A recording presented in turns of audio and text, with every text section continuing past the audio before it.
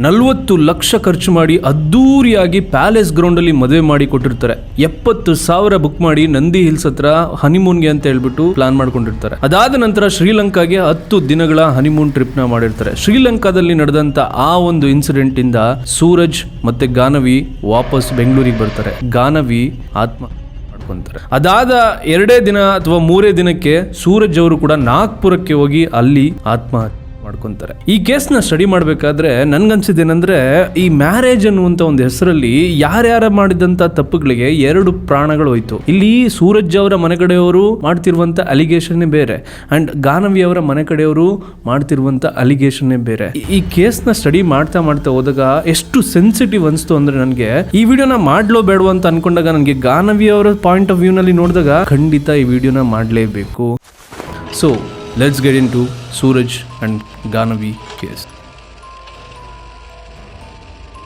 Incident ಏನು ನಡೀತು ಅಂತ ಮಾತಾಡೋದಕ್ಕೂ ಮುಂಚೆ ಬ್ಯಾಕ್ ಗ್ರೌಂಡ್ ಏನಿದೆ ಅಂತ ತಿಳ್ಕೊಳ್ಳೋದು ತುಂಬಾ ಇಂಪಾರ್ಟೆಂಟ್ ಆಗುತ್ತೆ. ಇಲ್ಲಿ ವಿಕ್ಟಿಮ್ ಆಗಿರುವಂತ ಲೈಕ್ ಈಗ ಇಬ್ರದ್ದು ಸಾವಾಗಿದೆ. ಸೊ ನಾನು ಯಾರು ಅಕ್ಯೂಸ್ಡ್ ಯಾರು ವಿಕ್ಟಿಮ್ ಅಂತ ಹೇಳ್ಬೇಕು ಗೊತ್ತಿಲ್ಲ, ಯಾಕಂದ್ರೆ 2 ಕಡೆ ಕಂಪ್ಲೇಂಟ್ ಆಗಿದೆ. ಸೊ ಗಾನವಿಯವರ ಬ್ಯಾಕ್ ಗ್ರೌಂಡ್ ತಿಳ್ಕೋಬೇಕು ಅಂದ್ರೆ ಗಾನವಿಯವರ ತಂದೆ ರೈತರಂತೆ. ಅವ್ರದ್ದು ಒಂದು ರೈತರ ಕುಟುಂಬ ಬೆಂಗಳೂರಿಗೆ ಬಂದಿರ್ತಾರೆ. ಅವರು ಮೂಲತಃ ತುಮಕೂರಿನವರು. ಅವರ ಫ್ಯಾಮಿಲಿ ಓಲ್ಡ್ ಫ್ಯಾಮಿಲಿ ಬಂದು ಬೆಂಗಳೂರಿನ ರಾಮಮೂರ್ತಿ ನಗರದ ಹತ್ರ ಸೆಟಲ್ ಆಗಿರ್ತಾರೆ. ಗಾನವಿಯವರು BCom ನ ಮುಗಿಸಿ MBA ನ ಮಾಡಿರ್ತಾರೆ. MBA ಆದ್ಮೇಲೆ ಹೌಸ್ ವೈಫ್ ಆಗಿರ್ತಾರಂತೆ ಮದ್ವೆ ಆದ ಮೇಲೆ. ಈ ಕಡೆ ಸೂರಜ್ ಅವರ ಫ್ಯಾಮಿಲಿ ಬ್ಯಾಕ್ ಗ್ರೌಂಡ್ ತಿಳ್ಕೋಬೇಕು ಅನ್ನೋದಾದ್ರೆ ಸೂರಜ್ ಅವರ ತಂದೆ ಒಬ್ಬ ರಿಟೈರ್ಡ್ ಬ್ಯಾಂಕ್ ಎಂಪ್ಲಾಯಿ ಆಗಿರ್ತಾರಂತೆ. ಅಂಡ್ ಸೂರಜ್ದು ಒಂದು ಬಿಸ್ನೆಸ್ ಇರುತ್ತಂತೆ, ಏನಂತ ಆನ್ಲೈನ್ ಡೆಲಿವರಿ ಪ್ಲಾಟ್ಫಾರ್ಮ್ ಇದೆಯಲ್ಲ ಅದ್ರದ್ದು ಒಂದು ಫ್ರಾಂಚೈಸ್ ಓನರ್ ಆಗಿರ್ತಾರಂತೆ. ಆ ಫ್ರಾಂಚೈಸ್ ಬಂದು ವಿಜಯನಗರದಲ್ಲಿ ಇರುತ್ತೆ. ಇವ್ರ ಫ್ಯಾಮಿಲಿ ಬಂದು ಬೆಂಗಳೂರವರೇ. ಇವರು ಮೂಲತಃ ವಿದ್ಯಾರಣ್ಯಪುರಂನಲ್ಲಿ ಇರ್ತಾರೆ. ಸೊ ಇವರಿಗೆ ಒಬ್ರು ಬ್ರದರ್ ಇದ್ದಾರೆ. ಇವರ ತಾಯಿ, ಇವರ ಬ್ರದರ್, ಇವರು 3 ಜನ ಅಕ್ಯೂಸ್ಡ್ ಆಗಿದ್ರು. ಯಾವಾಗ ಗಾನವಿ ಅವರು ಸತ್ತ ನಂತರ ಅಕ್ಟೋಬರ್ 29, 2025 ಅವತ್ತು ಗಾನವಿ ಮತ್ತೆ ಸೂರಜ್ ಅವರ ಮದುವೆ ಆಗುತ್ತೆ. ಆ ಮದುವೆ ನಡೆಯೋದಕ್ಕೂ ಮುಂಚೆ ಗಾನವಿ ಅವರ ಫ್ಯಾಮಿಲಿ ಅವರು ಕೊಟ್ಟಿರುವ ಇನ್ಫಾರ್ಮೇಶನ್ ಪ್ರಕಾರ ಸುಮಾರು 15 ಲಕ್ಷ ಕ್ಯಾಶ್ ಕೊಟ್ಟಿರ್ತಾರಂತೆ, ಅಂದ್ರೆ ಡೌರಿ ಆಗಿ. ಅಂಡ್ ಆಲ್ಸೋ ಸುಮಾರು 5 ಲಕ್ಷದಷ್ಟು ಚಿನ್ನವನ್ನ ಖರ್ಚು ಮಾಡಿರ್ತಾರಂತೆ. ಟೋಟಲ್ ಇನ್ನ ಮನೆಯ ವಸ್ತುಗಳು ಅದು ಇದು ಅಂತೆಲ್ಲ ಈ ತರ ಅದನ್ನೆಲ್ಲ ಕೌಂಟ್ ಮಾಡ್ಕೊಂಡು ಓವರ್ ಆಲ್ ಮದುವೆಗೆ ಅವ್ರು ಖರ್ಚು ಮಾಡಿರುವಂತ ಒಟ್ಟು ಮೊತ್ತ ಬಂದು 40 ಲಕ್ಷ ಅಂತ ಮಾಹಿತಿ ಇದೆ. ಅದಾದ ನಂತರ ಗಾನವಿ ಮತ್ತೆ ಸೂರಜ್ ಅವರು ಅಕ್ಟೋಬರ್ 29ನೇ ತಾರೀಕು ಮದುವೆ ಆಗಿರ್ತಾರ. ಮದ್ವೆ ಮಾತ್ರ ಅದ್ದೂರಿಯಾಗಿ ಮಾಡಿರ್ತಾರೆ ಪ್ಯಾಲೇಸ್ ಗ್ರೌಂಡ್ ಅಲ್ಲಿ. ಅಂದ್ರೆ ಲೈಕ್ ಅವ್ರು ಹೇಳ್ತಾರೆ, ಅವರೊಬ್ರು ಫ್ಯಾಮಿಲಿ ಒಬ್ರು ಹೇಳ್ತಾರೆ, ನಮ್ಮ ಲಿಮಿಟ್ ನ ಮೀರಿ ನಾವು ಮದುವೆ ಮಾಡ್ಕೊಟ್ಟಿದ್ವಿ ಅಂತ ಹೇಳ್ಬಿಟ್ಟು. ನಂತರ ನಂದಿ ಹಿಲ್ಸ್ ಅಂತ ಹೇಳ್ಬಿಟ್ಟು ಹನಿಮೂನ್ಗೆ ಅಂತ ಹೋಗಿರ್ತಾರಂತೆ. ಸೊ ಅಲ್ಲಿ ಹನಿಮೂನ್ಗೆ ಅಂತ ಹೇಳ್ಬಿಟ್ಟು 70,000 ಒಂದು ರೂಮ್ ನ ಬುಕ್ ಮಾಡ್ಕೊಂಡಿರ್ತಾರಂತೆ. ಅಂದ್ರೆ ಅದೊಂದು ಪ್ಯಾಕೇಜ್ ಅಲ್ಲಿ ಬುಕ್ ಮಾಡಿರ್ತಾರಂತೆ. ಅದಾದ ನಂತರ ವಾಪಸ್ ಅವರು ಮನೆಗೆ ಬರ್ತಾರೆ. ಆದ್ರೆ ಅವರಿಬ್ರು ಮಧ್ಯೆ ಯಾವುದೇ ಕ್ಲಾಶ್ ಗಳಾಗಿರಲ್ಲ. ಅವರಿಬ್ರು ಮಧ್ಯೆ ಏನಿರುತ್ತೆ ಆಬ್ವಿಯಸ್ಲಿ ಗಂಡ ಹೆಂಡತಿ ಮಧ್ಯೆ ಮದುವೆ ಮಾಡ್ಕೊಟ್ಮೇಲೆ ಬೇರೆ ಇನ್ನೇನಿದೆ ಅಂತ ಹೇಳ್ಬಿಟ್ಟು ಫ್ಯಾಮಿಲಿ ಅವರು ಕೂಡ ಆರಾಮಾಗಿರ್ತಾರೆ. ಈಗ ಮದುವೆ ಎಲ್ಲ ಆದ್ಮೇಲೆ ಸೂರಜ್ ಮತ್ತೆ ಗಾನವಿ ಅವರ ಮಧ್ಯೆ ಫಿಸಿಕಲ್ ಇಂಟಿಮಸಿ ನಡೆದಿಲ್ಲ ಅಂತ ಹೇಳ್ಬಿಟ್ಟು ಗಾನವಿ ಅವರೇ ಹೇಳ್ತಾರಂತೆ. ಆಮೇಲೆ ಅವ್ನಿಗೆ ಏನ್ ಗೊತ್ತಾ ಸರ್, ಅವನು ಹುಡುಗನ ಅಲ್ಲ ಅಂತಾನೆ ಅವಳಿಗೆ ಡೌಟ್. ಯಾರಿಗೆ? ಅವ್ರ ಫ್ಯಾಮಿಲಿ ಅವ್ರಿಗೆ ಇನ್ಫಾರ್ಮ್ ಮಾಡಿರ್ತಾರೆ. ಯಾಕಂದ್ರೆ ಸುಮಾರು ದಿನಗಳ ನಡೆಯುತ್ತೆ. ಸುಮಾರು ದಿನಗಳ ನಡೆದ್ರು ಸಹ ಇವರಿಬ್ರು ಮಧ್ಯೆ ಯಾವುದೇ ಫಿಸಿಕಲಿ ಒಂದು ಅಟ್ಯಾಚ್ಮೆಂಟ್ ನಡೆದಿರೋದಿಲ್ಲ. ಅದನ್ನೇ ಇವರು ಗಾನವಿ ಅವರು ಹೈಲೈಟ್ ಮಾಡಿ ಇವರ ಫ್ಯಾಮಿಲಿಗೆ ಹೇಳಿರ್ತಾರಂತೆ. ಅದಾದ ನಂತರ ಸೂರಜ್ ಮತ್ತೆ ಗಾನವಿ ಅವರ ಹನಿಮೂನ್ ಪ್ಲಾನ್ ಹಾಕೊಂಡಿದ್ದು ಎಲ್ಲಿ? ಶ್ರೀಲಂಕಾಗೆ ಅಂತೆ. ಅದಕ್ಕೂ ಮುಂಚೆ ಈಗ ಮದುವೆ ಆದವರು ಮನೆಗಳಿಗೆ ಊಟಕ್ಕೆಲ್ಲ ಕರೀತಾರಲ್ಲ ರಿಲೇಟಿವ್ಸ್. ಆ ರೀತಿ ಈ ಗಾನವಿ ಅವರ ರಿಲೇಟಿವ್ಸ್ ಮನೆಗೆ ಹೋದ್ಸಲ ಹೋದಾಗ ಅವರೊಬ್ರು ಸ್ಪೆಸಿಫಿಕ್ ಆಗಿ ಹೇಳ್ತಾರೆ, ಈಗ ಪ್ಲಾನ್ ಎಲ್ಲಿ ಮಾಡ್ಕೊಂಡಿದ್ದೀರಾ, ಲೈಕ್ ಹನಿಮೂನ್ಗೆ ಎಲ್ಲಿ ಹೋಗ್ತಾ ಇದ್ದಾರೆ ಅಂತೆಲ್ಲ ಕೇಳಿ. ಅಂಡ್ ಅವರು ಕೂಡ ಸಜೆಸ್ಟ್ ಮಾಡಿರ್ತಾರಂತೆ ಮಾಲ್ಡೀವ್ಸ್ಗೆ ಹೋಗಿ ಅಂತ ಹೇಳ್ಬಿಟ್ಟು. ಅಂಡ್ ಅವಾಗ ಈತ ಹೇಳಿರ್ತಾನಂತೆ, ಯಾರು? ಸೂರಜ್, ನಾವು ಶ್ರೀಲಂಕಾಗೆ ಹೋಗ್ಬೇಕು ಅಂತ ಹೇಳ್ಬಿಟ್ಟು ಪ್ಲಾನ್ ಮಾಡ್ಕೊಂಡಿದೀವಿ ಅಂತ. ಅದನ್ನ ಕೇಳಿ ಇವರು ಶ್ರೀಲಂಕಾದಲ್ಲಿ ಇವ್ರ ಫ್ರೆಂಡ್ ಒಬ್ರಿಗೆ ಫೋನ್ ಮಾಡಿ ಅಲ್ಲಿ ಕೇಳ್ತಾರಂತೆ ಹೇಗಿದೆ ವೆದರ್ ಎಲ್ಲ ಅಂತ ಹೇಳ್ಬಿಟ್ಟು. ಸೊ ವೆದರ್ ಎಲ್ಲ ಹೇಗಿದೆ ಅಂತ ಕೇಳಿದಾಗ ಅಲ್ಲಿ ವೆದರ್ ಆಲ್ರೆಡಿ ಕ್ಲಿಯರ್ ಆಗಿದೆ, ಇವಾಗ ಅಷ್ಟೊಂದು ಏನು ಸೈಕ್ಲೋನ್ ಆ ತರ ಎಲ್ಲ ಏನಿಲ್ಲ ಅಂತ ಹೇಳಿದಾಗ ಅದನ್ನ ಇವರು ಇನ್ಫಾರ್ಮ್ ಮಾಡ್ತಾರೆ. ಯಾರಿಗೆ? ಸೂರಜ್ ಅವ್ರಿಗೆ. ಸೊ ಅವಾಗ ಸೂರಜ್ ಅವರ ಮುಖದಲ್ಲಿ ಅಷ್ಟು ಹ್ಯಾಪಿನೆಸ್ ಇಲ್ಲ ಅಂತ ಹೇಳ್ಬಿಟ್ಟು ಅವ್ರು ಈಗ ಹೇಳ್ತಾರೆ. ಈ ಇನ್ಸಿಡೆಂಟ್ ಎಲ್ಲ ಆದ್ಮೇಲೆ ಅವರು ಹೈಲೈಟ್ ಮಾಡಿ ಹೇಳ್ತಾರೆ, ಊಟಕ್ಕೂ ಕರ್ಸಿದ್ವಿ, ಮನೆಗೆ ಊಟಕ್ಕೂ ಬಂದಿದ್ರು. ಸೊ ಅದಾದ್ಮೇಲೆ ಇವರಿಬ್ರು ಹನಿಮೂನ್ ಪ್ಯಾಕೇಜ್ 10 ಡೇಸ್ ಪ್ಯಾಕೇಜ್ ತಗೊಂಡಿರ್ತಾರೆ. 10 ಡೇಸ್ ಪ್ಯಾಕೇಜ್ ಅಲ್ಲಿ ಹನಿಮೂನ್ಗೆ ಹೋಗ್ತಾರೆ. ಅವಾಗ ಡಿಸೆಂಬರ್ 8ರಿಂದ ಡಿಸೆಂಬರ್ 20 ಆ ಒಂದು ಡ್ಯೂರೇಷನ್ ಅಲ್ಲಿ ಶ್ರೀಲಂಕಾಗೆ ಹನಿಮೂನ್ಗೆ ಅಂತ ಹೇಳ್ಬಿಟ್ಟು ಹೋಗಿರ್ತಾರೆ. ಅಲ್ಲಿ ನಡೆದಂತ ಕೆಲವು ವಿಷಯಗಳಿಂದ ಗಾನವಿ ಅವರ ಜೀವನನೇ ಬದಲಾಗ್ಬಿಡುತ್ತೆ. ಅವರಿಬ್ಬರ ಮದುವೆ ಆಗಿದ್ದಂತ ಡೇಟ್ ನ ನೀವು ನೆನ್ಪಿಟ್ಕೊಳ್ಳಿ, ಅಕ್ಟೋಬರ್ 29ನೇ ತಾರೀಕು. 10 ಡೇಸ್ ಪ್ಯಾಕೇಜ್ ಅಲ್ಲಿ ಶ್ರೀಲಂಕಾಗೆ ಹೋಗಿರ್ತಾರೆ. ಶ್ರೀಲಂಕಾಗೆ ಹೋದ್ಮೇಲೆ ಹನಿಮೂನ್ಗೆ ಅಂತ ಹೋದಾಗ ಒಂದು ಕಪಲ್ ಯಾವ ರೀತಿ ಇರ್ತಾರೆ ಆ ರೀತಿ ಇರ್ಬೇಕಾಗುತ್ತೆ. ಆ ಒಂದು ಎಕ್ಸ್ಪೆಕ್ಟೇಷನ್ ಅಲ್ಲಿ ಗಾನವಿ ಹೋಗಿರ್ತಾರೆ. ಬಟ್ ಗಾನವಿ ಅವರ ತಾಯಿ ಕೊಟ್ಟಂತ ಸ್ಟೇಟ್ಮೆಂಟ್ ಪ್ರಕಾರ ಅಲ್ಲಿ ಅವರಿಬ್ರು ಮಧ್ಯೆ ಏನೂ ನಡೆದಿಲ್ಲ. ಅಂಡ್ ಯಾವುದೇ ಒಂದು ಟೈಮಲ್ಲಿ ಆಕೆ ಕೇಳಿದ್ರು ಸಹ ಆತ ಕೆಲವು ರಾಂಗ್ ಸ್ಟೇಟ್ಮೆಂಟ್ಗಳನ್ನ ಕೊಡ್ತಿದ್ದಂತೆ. ನನಗೆ ಆಪರೇಷನ್ ಆಗಿದೆ, ನಾನು ಏನು ಮಾಡೋಕ್ಕಾಗಲ್ಲ, ನಾವಿಬ್ರು IVF ಮುಖಾಂತರ ಮಕ್ಕಳು ಮಾಡ್ಕೊಳ್ಳೋಣ ಅಂತ ಹೇಳಿದ್ನಂತೆ ಅಂತ ಹೇಳ್ಬಿಟ್ಟು ಗಾನವಿ ಅವರ ತಾಯಿ ಸ್ಟೇಟ್ಮೆಂಟ್ ನ ಕೊಟ್ಟಿದ್ರು. ಅದಾದ ನಂತರ ಅಲ್ಲಿ ಒಂದು ಇನ್ಸಿಡೆಂಟ್ ನಡೆಯುತ್ತೆ. ಏನು, ಈಗ ಎರಡು ಕಡೆ, ಈಗ ಗಾನವಿ ಅವರು ಮನೆ ಕಡೆಯವರು ಹೇಳಿರುವಂತ ಸ್ಟೇಟ್ಮೆಂಟ್ ಅಂಡ್ ಸೂರಜ್ ಅವ್ರ ಮನೆ ಕಡೆಯವರು ಹೇಳಿರುವಂತ ಸ್ಟೇಟ್ಮೆಂಟ್ ಎರಡನ್ನೂ ನಾವು ಕನ್ಸಿಡರ್ ಮಾಡಬೇಕಾಗುತ್ತೆ, ಬಿಕಾಸ್ ಅನ್ಬಯಸ್ಡ್ ಆಗಿ ಮಾತಾಡಬೇಕು. ಈಗ ಗಾನವಿ ಕೊಟ್ಟಿರೋ ಸ್ಟೇಟ್ಮೆಂಟ್ ಪ್ರಕಾರ ಅಲ್ಲಿ ಅವರಿಬ್ರು ಮಧ್ಯೆ ಆ ಒಂದು ಸಣ್ಣ ಭಿನ್ನಾಭಿಪ್ರಾಯ ಬರುತ್ತೆ. ಅದಾದ ನಂತರ ಸೂರಜ್ ಬೇಕು ಅಂತಾನೆ ನನಗೆ ಇನೋವಾ ಕಾರ್ ಬೇಕು, ಇನ್ನೊಂದು 6 ಸೆಟ್ ಜ್ಯುವೆಲ್ರಿ ಬೇಕು, ಮತ್ತೊಂದಷ್ಟು ಬೇಕು, ಆ ತರ ಅಂತ ಹೇಳ್ಬಿಟ್ಟು ಆಕೆಯ ಮೇಲೆ ಪ್ರೆಷರ್ ಮಾಡ್ತಿದ್ದಂತೆ, ನಿಮ್ಮ ಮನೆಯಲ್ಲಿ ಹೋಗಿ ಈಸ್ಕೊಂಬ ಅಂತ. ಅಂಡ್ ಆಲ್ಸೋ ಆಕೆನ ಹ್ಯೂಮಿಲಿಯೇಟ್ ಮಾಡ್ತಿದ್ದಂತೆ. ಯಾವ ರೀತಿ ನಿಮ್ಮ ತಂದೆ ಅಂದ್ರೆ ಗಂಡುನ ಹುಡ್ಕೊಂಡು ಯಾವ ರೀತಿ ಬಂದ್ರು ನೋಡು ಅಂತ ಹೇಳ್ಬಿಟ್ಟು ಆಕೆಗೆ ಅವಮಾನ ಮಾಡ್ತಿದ್ದಂತೆ. ಮೂರನೇದೇನಂದ್ರೆ ಆಕೆಗೆ ಅಷ್ಟೊಂದು ಪ್ರೀತಿನೇ ತೋರಿಸಿಲ್ವಂತೆ. ಈಗ ಗಂಡ ಹೆಂಡತಿ ಹೊಸದಾಗಿ ಮದುವೆ ಆದವ್ರು ಯಾವ ರೀತಿ ಇರ್ತಾರೆ ಆ ರೀತಿ ಒಂದಷ್ಟು ಪ್ರೀತಿನೇ ತೋರಿಸಿಲ್ವಂತೆ. ಅಂಡ್ ಶ್ರೀಲಂಕಾದಲ್ಲಿ ಮತ್ತೊಂದು ಇನ್ಸಿಡೆಂಟ್ ಆಗುತ್ತೆ. ಆಕೆಗೆ ಜ್ವರ ಬರುತ್ತಂತೆ. ಜ್ವರ ಬಂದ ಮೇಲೆ ಆಲ್ಮೋಸ್ಟ್ 2 days ಆಕೆನ ಮೆಡಿಕಲಿ ಯಾವುದೇ ಒಂದು ರೀತಿನೂ ಆಕೆಗೆ ಅಂದ್ರೆ ಲೈಕ್ ಯಾರೇ ಆಗಲಿ ಒಂದು ಸ್ವಲ್ಪನಾದ್ರೂ ಕೇರ್ ಮಾಡ್ತಾರಲ್ವಾ, ಆ ರೀತಿ ಯಾವುದೇ ಕೇರ್ನ ಮಾಡಿಲ್ಲಂತೆ. ಆಕೆ ಇನ್ಫ್ಯಾಕ್ಟ್ ಇನ್ನೊಂದು ಸ್ಟೇಟ್ಮೆಂಟ್ ಹೇಳಿದಾರೆ, ಅವ್ರ ಚಿಕ್ಕಪ್ಪನು ಯಾರೋ ಆಕೆಗೆ ಅಲ್ಲಿದ್ದಾಗ ಫುಡ್ನು ಕೊಡ್ತಿರ್ಲಿಲ್ಲ, ಅಂದ್ರೆ ಲೈಕ್ ವಾಟರ್ ಏನು ಸಪೋರ್ಟ್ ಮಾಡ್ತಿರ್ಲಿಲ್ಲ ಅನ್ನುವಂತ ಒಂದು ಸ್ಟೇಟ್ಮೆಂಟ್ ಕೊಟ್ಟಿದ್ದಾರೆ. ನೀವು ಔಟ್ಸೈಡ್ ಹೋದ್ರೆ ಅದೆಲ್ಲ ಸಿಗುತ್ತೆ. ಐ ಡೋಂಟ್ ನೋ ಹೌ ಇವ್ರು ಹೇಳಿ ಸ್ಟೇಟ್ಮೆಂಟ್ ಎಷ್ಟು ಕರೆಕ್ಟ್ ಅಂತ. ಈಗ ಅದೆಲ್ಲ ಆದ್ಮೇಲೆ ಅವರಿಬ್ರು ಮಧ್ಯೆ ಕ್ಲಾಶ್ ಆಗಿದೆ. ಕ್ಲಾಶ್ ಆದ್ಮೇಲೆ ಬೆಂಗಳೂರಿಗೆ ಬಂದ್ಬಿಡ್ತಾರೆ. ಮಧ್ಯದಲ್ಲೇ ಬೆಂಗಳೂರಿಗೆ ಬಂದ್ರು ಅನ್ನುವಂತ ಒಂದಷ್ಟು ನ್ಯೂಸ್ ಇದೆ. ಬಟ್ ಅಲ್ಲಿ ಇನ್ನೊಂದು ಆಯ್ತು ಅಂತ ಹೇಳ್ಬಿಟ್ಟು ಈಗ ಸೂರಜ್ ಅವ್ರ ಮನೆ ಕಡೆಯಿಂದ ಒಂದು ಸ್ಟೇಟ್ಮೆಂಟ್ ಇದೆ. ಏನಂತ, ಗಾನವಿ ಅವರಿಗೆ ಮ್ಯಾರೇಜ್ ಆಗೋದಕ್ಕೂ ಮುಂಚೆ ಒಬ್ರ ಜೊತೆಗೆ ಪ್ರೀತಿ ಇತ್ತು.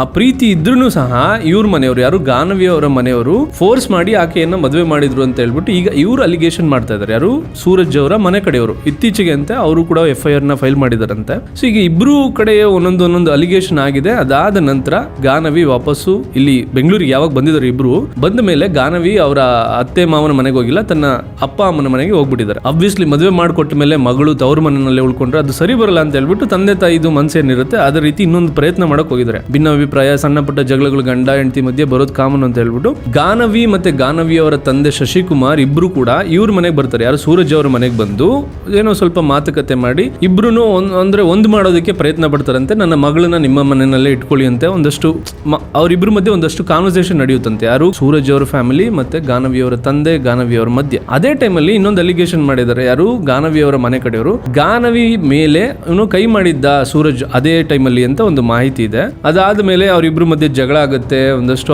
ಇವರು ಡೌರಿ ಏನೇನು ಡಿಮ್ಯಾಂಡ್ ಮಾಡಿದ್ರು ಅದನ್ನ ಫುಲ್ಫಿಲ್ ಮಾಡಿಲ್ಲ ಅಂತ ಹೇಳ್ಬಿಟ್ಟು ಇವ್ರು ಮತ್ತೆ ಡಿಮ್ಯಾಂಡ್ ಮಾಡ್ತಾನೆ ಇದ್ರಲ್ಲ, ಅದೊಂದಷ್ಟು ಕ್ಲಾಶ್ ಆಗುತ್ತಂತೆ. ಅದೆಲ್ಲ ಕ್ಲಾಶ್ ಆದ್ಮೇಲೆ ಈಗ ಶಶಿಕುಮಾರ್ ಮತ್ತೆ ಅವರ ಗಾನವಿ ಇಬ್ರು ವಾಪಸ್ ಬರ್ತಾರಂತೆ. ಅಂದ್ರೆ ಅವ್ರ ಮನೆಗೆ ಬಂದ್ಬಿಡ್ತಾರೆ. ಎಲ್ಲಿ ಅವರಿದ್ದಂತ ರಾಮಮೂರ್ತಿ ನಗರ. ವಾಪಸ್ ಬಂದ ಮೇಲೆ ಡಿಸೆಂಬರ್ 24ನೇ ತಾರೀಕು 25ನೇ ತಾರೀಕು ಈ ಟೈಮಲ್ಲಿ ಆಕೆ ವಾಪಸ್ ಬಂದ ಮೇಲೆ ನೀವೇ ಯೋಚನೆ ಮಾಡಿ ಆಕೆಗೆ ಎಷ್ಟೊಂದೆಲ್ಲ ಪ್ರೆಷರ್ ಇರುತ್ತೆ ಅಂತ ಹೇಳ್ಬಿಟ್ಟು. ಈಗ ಆಕೆ ಯಾವ ತರ ಸಿಗಾಕೊಂಡಿದ್ದಾಳೆ ಅಂದ್ರೆ, ತಂದೆ ತಾಯಿಗೆ ಓಪನ್ ಆಗಿ ಎಲ್ಲವನ್ನು ಹೇಳೋಕ್ಕೂ ಆಗಲ್ಲ. ಅಂಡ್ ತಂದೆ ತಾಯಿಗೆ ಓಪನ್ ಆಗಿ ನನಗೆ ಡಿವೋರ್ಸ್ ಬೇಕು ಅಂತ ಅಷ್ಟು ಧೈರ್ಯನೂ ಇಲ್ಲ. ಈಗ ಕೆಲವು ಇನ್ನೋಸೆಂಟ್ ಪೀಪಲ್ ಗಳು ಇರ್ತಾರಲ್ಲ, ಆಬ್ವಿಯಸ್ಲಿ ಈಗ 40 ಲಕ್ಷ ಕೊಟ್ಟು ಖರ್ಚು ಮಾಡಿ ಮದುವೆ ಮಾಡಿರೋದು, ಈಗ ನಾನು ಡಿವೋರ್ಸ್ ಬೇಕು ಅಂತ ನನ್ನ ತಂದೆ ತಾಯಿ ಹತ್ರ ಹೇಗೆ ಕೇಳ್ಕೊಳ್ಳಿ? ಆ ಕಡೆ ಗಂಡನ ಜೊತೆಗೆ ಬದುಕೋಕ್ಕೂ ಆಗ್ತಾ ಇಲ್ಲ. ಒಂಥರ ಪ್ರೆಷರ್ ಬಿಲ್ಡ್ ಆಗ್ತಿದೆ. ಒಂದ್ ಕಡೆ ಹ್ಯೂಮಿಲಿಯೇಟ್ ಮಾಡ್ತಾ ಇದ್ದಾರೆ, ಡೌರಿ ಬೇಕು ಅಂತ ಹೇಳ್ತಾ ಇದ್ದಾರೆ. ಫಿಸಿಕಲಿ ಅವ್ರ ಜೊತೆಗೆ ಯಾವುದೇ ರಿಲೇಶನ್ಶಿಪ್ ಇಟ್ಕೊಂಡಿಲ್ಲ ಅಂಡ್ ಯಾವುದೇ ಪ್ರೀತಿನೂ ಕೂಡ ತೋರಿಸ್ತಾ ಇಲ್ಲ. ಬೇರೆ ಒಂಥರ ವಿಚಿತ್ರವಾಗಿ ಬಿಹೇವ್ ಮಾಡ್ತಿದ್ರು. ನನ್ನ ರೂಮ್ಗೆ ಏನಾದ್ರು ಹೋದ್ರೆ ರೂಮ್ ಲಾಕ್ ಮಾಡಕ್ಕೆ ಬಿಡ್ತಿಲ್ಲ. ಈ ಒಂದಷ್ಟು ಸ್ಟೇಟ್ಮೆಂಟ್ಗಳನ್ನೆಲ್ಲ ಆಲ್ರೆಡಿ ತಂದೆ ತಾಯಿ ಹತ್ರ ಅಥವಾ ಅವ್ರ ತಮ್ಮನ ಹತ್ರ ಏನೋ ಹೇಳ್ಕೊಂಡಿದ್ರು ಅನ್ನುವಂಥ ಒಂದು ಮಾಹಿತಿ ಇದೆ. ಸೊ ಈಗ ವಾಪಸ್ ಬಂದ ಮೇಲೆ ಗಾನವಿ ಇದೆಲ್ಲವನ್ನು ಅಂದ್ರೆ she has gone through all this ಅಲ್ವಾ. ನನ್ನ ಗಂಡನ ಬಗ್ಗೆ ಇದು ಎಲ್ಲ ಆಚೆಗೆ ಬಂದ್ರೆ ಏನಾಗುತ್ತೆ, ನನ್ನ ಮುಂದಿನ ಜೀವನ ಏನಾಗುತ್ತೆ ಅಂತ ಒಂದ್ ಸ್ವಲ್ಪ ಓವರ್ ಥಿಂಕಿಂಗ್ ಮಾಡಿದ್ರು. ಏನಾಯ್ತೋ ಗೊತ್ತಿಲ್ಲ, ತುಂಬಾ ಅದನ್ನ ಪ್ರೆಷರ್ ತಗೊಂಡು ಸೋಷಿಯಲಿ ಅದನ್ನ ಅಂದ್ರೆ ಲೈಕ್ ಅವ್ರಿಗೆ ಹೆಂಗೆ ಮೂವ್ ಆನ್ ಆಗೋದು ಅಥವಾ ನೆಕ್ಸ್ಟ್ ಏನ್ ಮಾಡೋದು ಅನ್ನುವಂತ ಒಂದು ಪ್ರಯತ್ನನೇ ಪಡೋದಕ್ಕೆ ಅಂದ್ರೆ ದಾರಿನೇ ತೋಚದೆ ಅವರು ಆತ್ಮಹತ್ಯೆನ ಮಾಡ್ಕೊಂತಾರೆ. ಅದಾದ ನಂತರ ಗಾನವಿ ಅವರ ಫ್ಯಾಮಿಲಿ ಸುಮಾರು 30 ಜನ ಏನೋ ಈ ಸೂರಜ್ ಅವರ ಮನೆ ಹತ್ರ ಬರ್ತಾರೆ. ಬಂದು ಜೋರಾಗಿ ಗಲಾಟೆ ಮಾಡೋದಕ್ಕೆ ಹೋಗ್ತಾರಂತೆ. ಯಾಕಂದ್ರೆ ಅಷ್ಟು ಇನ್ನೋಸೆಂಟ್ ಇದ್ದಂತ ನನ್ನ ಮಗಳನ್ನ ಬಾಳನ್ನ ಹಾಳು ಮಾಡೋದಕ್ಕೆ ಕಾರಣ ಇವನು ಮತ್ತೆ ಇವ್ರ ಫ್ಯಾಮಿಲಿ ಅಂತ ಹೇಳ್ಬಿಟ್ಟು ಅವ್ರ ಮನೆ ಹತ್ರ ಬಂದು ಜಗಳ ಮಾಡ್ತಾ ಇರ್ತಾರಂತೆ. ಅಂದ್ರೆ ಸುಮಾರು ಹೋರಾಟ ಆಗುತ್ತೆ. ನೀವು ನೋಡಿದ್ರೆ ಆತನ ಒಂದಷ್ಟು ಪೋಸ್ಟರ್ ಎಲ್ಲ, I don't want to say that, poster ಎಲ್ಲ ಮಾಡಿಸ್ಕೊಂಡು ಬಂದು ಆತನ ಮೇಲೆ ಮತ್ತೆ ಆತನ ತಾಯಿ ಮೇಲೆ ಮತ್ತೆ ಆತನ ಅಣ್ಣನ ಮೇಲೆ 3 ಜನರ ಮೇಲೆ ಅಲಿಗೇಷನ್ ಒಂದು ಕಂಪ್ಲೇಂಟ್ ನ ಕೊಡ್ತಾರೆ. ಏನಂತ? Harassment case and also dowry case ನ ಅವ್ರ ಮೇಲೆ ಕಂಪ್ಲೇಂಟ್ ನ ಕೊಡ್ತಾರೆ. ಪೊಲೀಸ್ನವ್ರು ಎಷ್ಟು ತಡೀತಾರೆ. ಅದೇ ಟೈಮಲ್ಲಿ ಸೂರಜ್ ಮತ್ತೆ ಸೂರಜ್ ಅವ್ರ ತಾಯಿ ಇಬ್ರು ಅಲ್ಲಿಂದ ಹೋಗ್ತಾರಂತೆ. ಸೂರಜ್ ಅವ್ರ ತಾಯಿ ಮತ್ತೆ ಸೂರಜ್ ಅವ್ರ ಅಣ್ಣ. ಸೊ ಇಲ್ಲಿ ನೋಡಿ, ಯಾರು ಅನ್ಕೊಂಡಿರ್ಲಿಲ್ಲ ಈ ರೀತಿ ಆದ್ಮೇಲೆ ಮತ್ತೊಂದು ರೀತಿ ಈ ತರ ಆಗುತ್ತೆ ಅಂತ ಕೂಡ ಯಾರು ಅನ್ಕೊಂಡಿರ್ಲಿಲ್ಲ. ಈಗ ಸೂರಜ್ ಅವ್ರ ತಾಯಿ ಇಲ್ಲಿಂದ ಹೈದರಾಬಾದ್ಗೆ ಹೋಗಿ ಹೈದರಾಬಾದಿಂದ ನಾಗ್ಪುರ್ಗೆ ಹೋಗಿದ್ದಾರೆ. ನಾಗ್ಪುರ್ಗೆ ಹೋದ್ಮೇಲೆ ಅವ್ರು ಹೋಗಿದ್ದು ಡಿಸೆಂಬರ್ 26ನೇ ತಾರೀಕು ರಾತ್ರಿ 9:30ಕ್ಕೆ ನಾಗ್ಪುರದಲ್ಲಿ ಒಂದು ಹೋಟೆಲ್ಗೆ ಚೆಕ್ ಇನ್ ಆಗ್ತಾರಂತೆ, ತಾಯಿ ಮತ್ತೆ ಮಗ. ಚೆಕ್ ಇನ್ ಆದ್ಮೇಲೆ ಸುಮಾರು ರಾತ್ರಿ 12:30ಕ್ಕೆ ಸೂರಜ್ ಅವರು ಸೀಲಿಂಗ್ ಫ್ಯಾನ್ಗೆ ಹ್ಯಾಂಗ್ ಮಾಡ್ಕೊಂಡು ಆತ್ಮಹತ್ಯೆ ಮಾಡ್ಕೊಂಡಿರ್ತಾರೆ. ಈ ಇನ್ಸಿಡೆಂಟ್ ನ ನೋಡಿದ್ಮೇಲೆ ಅವರ ತಾಯಿ, ಸೂರಜ್ ಅವರ ತಾಯಿ ಕೂಡ ಆತ್ಮಹತ್ಯೆಗೆ ಪ್ರಯತ್ನ ಪಡ್ತಾರೆ. somehow she escaped and she is in critical situation. AIIMS ಅಲ್ಲಿ ಅವ್ರಿಗೆ ಟ್ರೀಟ್ಮೆಂಟ್ ನಡೀತಾ ಇದೆ. ಈಗ ಸೂರಜ್ ಅವರ ಕಡೆಯಿಂದ ನೋಡೋದಾದ್ರೆ, ಈಗ ಸೂರಜ್ ಅವರು ಸ್ಟ್ರೈಟ್ ಇದ್ರ ಅಂದ್ರೆ ಲೈಕ್ ಅವರು ಅಲಿಗೇಷನ್, ಹುಡುಗಿಯವ್ರ ಕಡೆ ಅಲಿಗೇಷನ್ ಮಾಡ್ತಿರೋಂಥ ಪ್ರಕಾರ ಇವರಿಬ್ರು ಮಧ್ಯೆ ಫಿಸಿಕಲ್ ಇಂಟಿಮಸಿ ಏನು ನಡೆದಿಲ್ಲ ಅಂತ ಹೇಳ್ತಿದಾರಲ್ಲ. ಈಗ ನಡೆದೇ ಇರೋದಕ್ಕೆ ಕಾರಣ ಆದರೂ ಒರಿಜಿನಲ್ ಕಾರಣ ಏನು ಅದು ಯಾರಿಗೂ ಗೊತ್ತಿಲ್ಲ. ಈಗ ಸೂರಜ್ ಅವರು ನಿಜವಾಗ್ಲೂ ಇವ್ರು ಹೇಳ್ತಿರೋ ಪ್ರಕಾರ ಆ ರೀತಿ ನಿದ್ರ ಇಲ್ವಾ, ಅಥವಾ ನಿಜವಾಗ್ಲೂ ಅವ್ರಿಗೆ ಡೌರಿ ಅಥವಾ ಈ ವಿಚಾರಗಳಲ್ಲಿ ಏನೋ ಫುಲ್ಫಿಲ್ ಮಾಡಿಕೊಂಡು ಅದಾದ್ಮೇಲೆ ಈ ರೀತಿ ಆಗಬೇಕು ಅಂತಿತ್ತು. Something fishy. ಬಟ್ ನೀವು ಔಟ್ಸೈಡಿಂದ ನೋಡೋದಾದ್ರೆ, ಲೈಕ್ ಬೇರೆ ಒಂದು ಪಾಯಿಂಟ್ ಆಫ್ ವ್ಯೂನಲ್ಲಿ ನೋಡೋದಾದ್ರೆ, ಈಗ ಮದುವೆ ಅಂತ ಆದಮೇಲೆ ಗಂಡ ಹೆಂಡತಿ ಅನ್ಯೋನ್ಯವಾಗಿ ಇರೋದಕ್ಕೆ ಸಮ್ ಟೈಮ್ ತಗೋಬಹುದು. ಬಟ್ ಈ ರೀತಿ ಒಂದಷ್ಟು ವಿಷಯಗಳು ನಡೆದಿದ್ದೆ ಗಂಡ ಹೆಂಡತಿ ಮಧ್ಯೆ ಅಂದರೆ ಎಲ್ರಿಗೂ ಡೌಟ್ ಬರುತ್ತೆ, ಎಲ್ಲರೂ ಕ್ವಶನ್ ಮಾಡ್ತಾರೆ. ಇವಾಗ ಅವರಿಬ್ಬರು ಇಲ್ಲದೇ ಇರೋ ಕಾರಣಕ್ಕೆ ನಾವೇನೇನೋ ಅಲಿಗೇಷನ್ ಮಾಡೋದು ಅಥವಾ ನಾವೇನೇನೋ ಮಾತಾಡೋದು ತಪ್ಪಾಗುತ್ತೆ. ಇವಾಗ ಇತ್ತೀಚೆಗೆ ಸೂರಜ್ ಅವರ ಮನೆ ಕಡೆಯವರು ಈಗ ಗಾನವಿ ಅವರ ಫ್ಯಾಮಿಲಿ ಮೇಲೆ ಒಂದು ಕೇಸ್ನ ಫೈಲ್ ಮಾಡಿದ್ದಾರೆ. ಏನಂತ, ಸೂರಜ್ ಈ ರೀತಿ ಮಾಡ್ಕೊಳ್ಳೋದಕ್ಕೆ ಮೇನ್ ಕಾರಣನೇ ಗಾನವಿ ಅವರ ಫ್ಯಾಮಿಲಿ, ಅವ್ರ ಕುಟುಂಬ ಇವ್ರ ಮೇಲೆ ಮಾಡಿರುವಂಥ ರಾಂಗ್ ಅಲಿಗೇಷನ್, ಇವ್ರ ಮನೆ ಮುಂದೆ ಬಂದು ಹೋರಾಟ ಮಾಡಿದ್ದಾಗಲಿ, ಈ ಎಲ್ಲ ಕಾರಣಗಳನ್ನ ಇಟ್ಟು ಈಗ FIR ನ ಫೈಲ್ ಮಾಡಿದ್ದಾರೆ. ಈಗ ಎರಡೂ ಮನೆ ಕಡೆಯವರು ಹೇಳ್ತಿರುವಂಥ ವಿಚಾರಗಳನ್ನ ಸ್ವಲ್ಪ ಅವರು ಅನಲೈಸ್ ಮಾಡಿ ನೋಡಿದ್ರೆ, ಯಾರು ಪೊಲೀಸ್ನವರು ಯಾರ ಪರವಾಗಿ ಹೋರಾಟ ಮಾಡಬೇಕಾಯಿತು ಅಥವಾ ಯಾರಿಗೆ ಒಂದು ನ್ಯಾಯ ಸಿಗಬೇಕಾಯಿತು ಅಂತ ಯಾರೇ ಹೋರಾಟ ಮಾಡೋದಕ್ಕೂ ಕೂಡ ಇಬ್ರು ಇಲ್ಲ. ಸೂರಜ್ ಇಲ್ಲ, ಗಾನವಿನೂ ಇಲ್ಲ. ತಪ್ಪು ಯಾರ್ದು? ಆದರೆ 2 ಜೀವ ಹೋಯ್ತು. ಇನ್ ಕೇಸ್ ಸೂರಜ್ ಅವರು ಇದೇ ರೀತಿ ಡೌರಿ ಅಲಿಗೇಷನ್ ಮಾಡಿದರೆ ಅಥವಾ ಹರಾಸ್ಮೆಂಟ್ ಮಾಡಿದರೆ ಅಂತ ಏನಾದರೂ ಸಾಬೀತು ಆಗಿದ್ರೆ, ಆತ ಇದ್ದಿದ್ರೆ ಆತನಿಗೆ ಶಿಕ್ಷೆ ಆಗ್ತಿತ್ತು.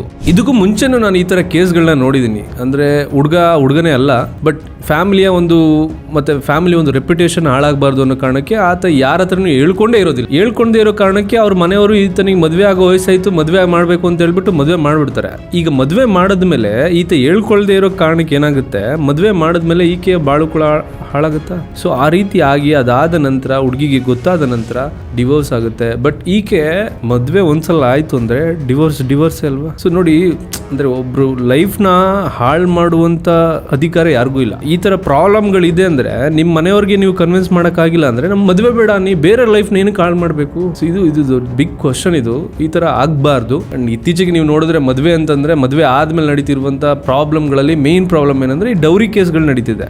ಬಟ್ ಅಂಥದ್ರಲ್ಲಿ ಈ ತರ ಒಂದಷ್ಟು ಕೇಸ್ಗಳು ನಡೆದಿರೋದು it's very rarest of the rare case. ಕೊನೆಯದಾಗಿ ಇನ್ ಜನರಲ್ ಆಗಿ ನಾನು ಹೇಳೋದು ಇಷ್ಟೇ, ಲೈಫಲ್ಲಿ ಏನೇ ಪ್ರಾಬ್ಲಮ್ ಆಗಲಿ, ಎಂಥದೇ ಆಗಲಿ, ನಾನು ಮತ್ತೆ ಹೇಳ್ತಾ ಇದ್ದೀನಿ, ಓಪನ್ ಆಗಿ ನಿಮ್ಮ ಫ್ರೆಂಡ್ಸ್ ಅಥವಾ ಫ್ಯಾಮಿಲಿಯವ್ರ ಹತ್ರ ಮಾತಾಡಿ.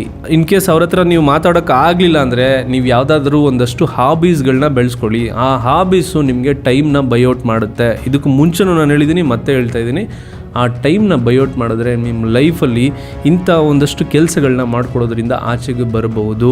ನೀವು ಅಂದ್ಕೊಂಡಷ್ಟು ಪ್ರಪಂಚ ತುಂಬ ಚಿಕ್ಕದೇನಲ್ಲ, ಅದನ್ನು ಬಿಟ್ಟು ಬದುಕ್ಬೋದು.